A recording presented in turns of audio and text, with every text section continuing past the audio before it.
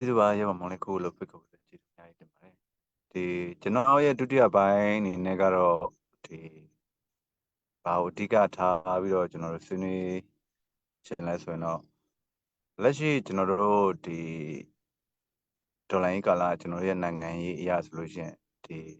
ီခဏလည်းဒီအန်ကယ်ဦးထွန်းကြည်ရောဒီဘုံဘုံဦးဝါရမှာရောပြောသွားတယ်ပေါ့နော်ကျွန်တော်တို့စစ်နိုင်တဲ့ရွာပဲအဓိကကတော့စစ်အုပ်စုကတော့တည်တဲ့အတိုင်းဒီ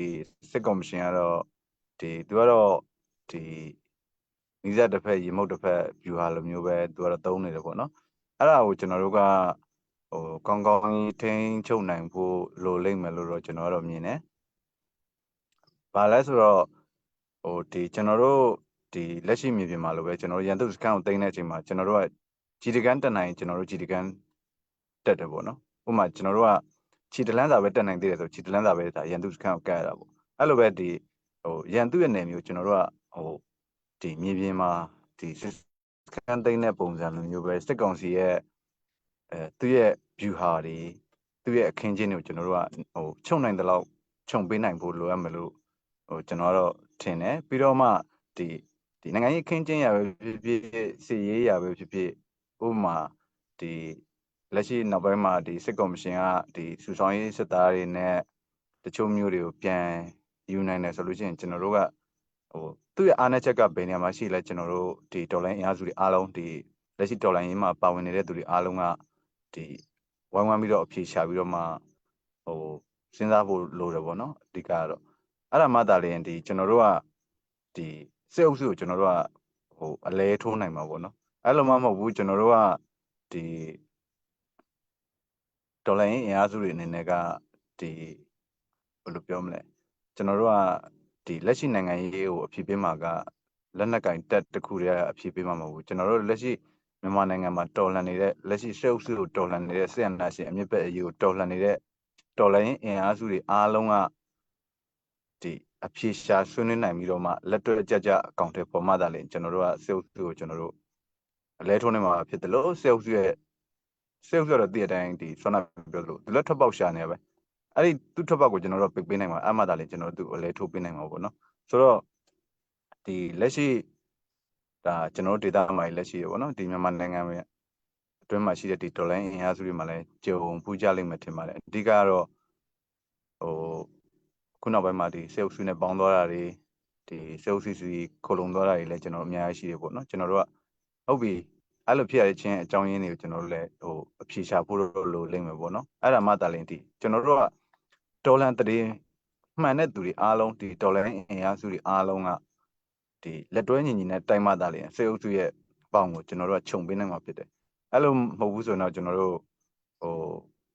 တူတူလူငါတမင်းသွားနေလို့တော့အဆင်မပြေဘူးပေါ့နော်ဒါမဲ့ဒါလက်ရှိဒေါ်လာရင်းအခင်းချင်းမှာဆိုလို့ရှိရင်ဒီမာမိတ်တပ်ပေါင်းစုတွေဒီအညာမြေတပ်ပေါင်းစုတွေလည်းဒါတဖြည်းဖြည်းအကောင့်ထဲပေါ်လာရလည်းရှိတယ်အဲ့လိုပဲကျွန်တော်တို့ကဒီလက်တွေ့ကြတဲ့အကောင့်ထဲပေါ်မှုတွေလုပ်ပြီးတော့မှကျွန်တော်တို့ကဒီစေအုပ်စုကိုနေရာပေါင်းစုံတောင်ပေါင်းစုံကနေသူ့ရဲ့နိုင်ငံရဲ့ထွက်ပေါက်ကိုကျွန်တော်တို့လုံးဝပိတ်ဆို့ထားနိုင်မှသာလေဒီကျွန်တော်တို့ရဲ့လက်ရှိဒေါ်လာရေးကဒီအဆုံးစွန်ထိရောက်မှာပေါ့နော်ဒီပြည်သူကတော့ဒီဆွမ်းနာအန်ကယ်ဦးထွန်းကြီးပြောသလိုပဲပြည်သူကတော့တာဝန်ကြီးတာထက်ကိုပိုကြီးခဲ့ပြီပြည်သူရဲ့နောက်မှာဘာမှမရှိတော့ကြောပဲရှိတော့ပေါ့နော်ဟုတ်ပါတယ်တကယ်တမ်းကဒီပြည်သူတာဝန်ကြီးခဲ့တယ်လို့လက်ရှိဒေါ်လာအင်အားစုတွေအားလုံးကလည်းဒီထက်တာဝန်ပိုကြီးအောင်လုပ်ဖို့လိုတယ်ပေါ့နော်ဒီလက်ရှိကျွန်တော်ဒေတာမှာဆိုလို့ရှိရင်ဒီတချို့ကြီးရွာတွေဆိုလို့ရှိရင်လုံးဝမရှိတော့ဘူးတချို့ရွာတွေဆိုလို့ရှိရင်ဒီရာသီဥတုသာတကယ်ဟိုမဖြစ်ခဲ့ဘူးဆိုလို့ရှိရင်ဒီ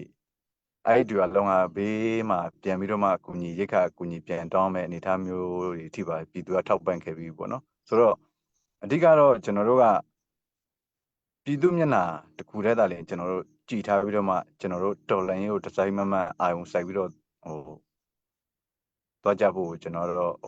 ဒီဒေါ်လာရင်းအင်အားစုတွေအားလုံးရောကျွန်တော်တို့ဒေတာအတွင်းမှာရှိတဲ့ဒီဒေါ်လာရင်းအင်အားစုတွေအားလုံးရောပြီးတော့ပြည်တွင်းပြည်ပမှာရှိတဲ့ပြည်သူတွေအားလုံးရောကျွန်တော်တို့ဒီအလေးနဲ့ဒါကတော့တိုက်တွန်းခြင်းတယ်ပေါ့နော်ပြီးတော့နောက်တစ်ခုက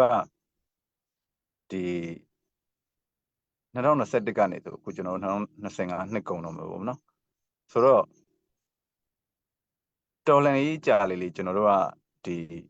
ကျွန်တော်တို့ရောအပါဝင်ဒီပြည်သူတွေရောပါအထိနာလေးပေါ့နော်အဓိကတော့ဒီတော်လှန်ရေးကိုအမြန်ဆုံးသတ်နိုင်ဖို့ဒီသက်ဆိုင်ရာတော်လှန်ရေးရန်တရားတစ်ခုချင်းစီမှာရှိတဲ့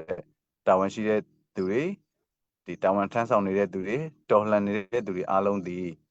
ကိုယ့်ရဲ့တာဝန်ကိုဒီပြည်သူအတွက်ဆိုတဲ့ဒီတန်ဋိဌာန်နဲ့အဲ့မျက်နှာပြည်သူမျက်နှာတစ်ခုပဲကြည့်ပြီးတော့ပဲဒီတော်လှန်ရေးကိုဆက်ပြီးတော့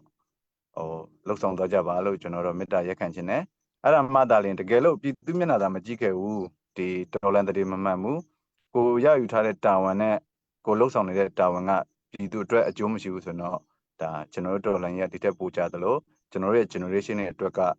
ဒီအသီးပွင့်တွေပွင့်ဖို့ကကျွန်တော်တို့အချိန်အများကြီးထက်လို့လိမ့်မယ်ပေါ့နော်အဲ့လိုတွေမဖြစ်အောင်ကျွန်တော်တို့အားလုံးကဒီတော်လှန်ရေးရန်တရားထဲမှာရှိနေတဲ့လူတူတယောက်ချင်းစီတိုင်းကဒီတော်လှန်တဲ့မှန်မှန်နဲ့ပြည်သူအတွက်ပါကျွန်တော်တို့ရဲ့ generation အတွက်ပါဆိုတော့ခံယူချက်နဲ့ဆက်ပြီးတော့တော်လှန်သွားကြပါလို့တိုက်တွန်းနေကျွန်တော်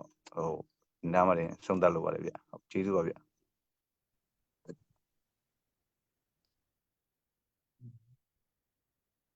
ဟုတ်ကဲ့ပါဒီဆက်ပြီးတော့ဆွေးနွေးပေးဖို့ဒီဘုံဘုံဥဝါရမကိုတပည့်တော်လျှောက်ထားလို့ပါတယ်ဗျ